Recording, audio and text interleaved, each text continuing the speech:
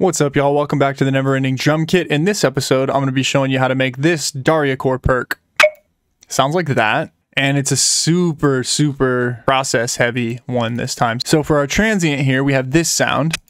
And so the first thing that I did to this sound was pitched it down, right?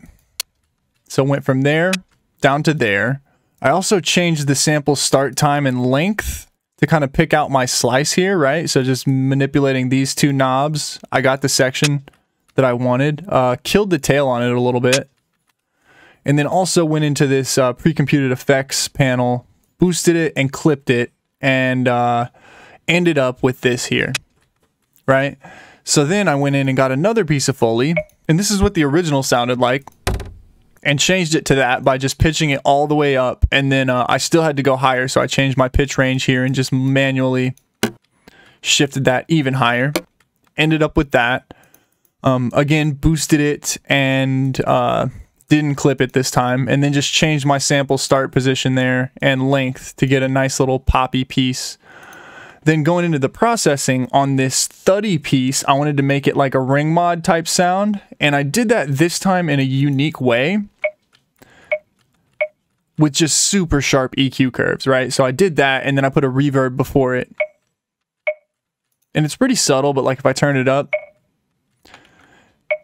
you can see it's just adding like a weird little spatial element to it. So then that's my main body of this one. And then with this one's processing, so I just put a wave shaper on it, put this pretty hard clippy type curve with a bit of a boost to the signal here. And since it's above this halfway line there, it is boosting the signal the whole way through this.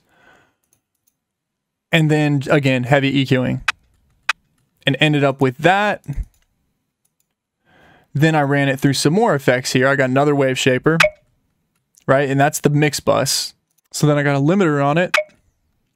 And that's barely doing anything. I don't know why I put that. I guess I was trying to kill that tail a little bit, but I ended up just doing it manually probably.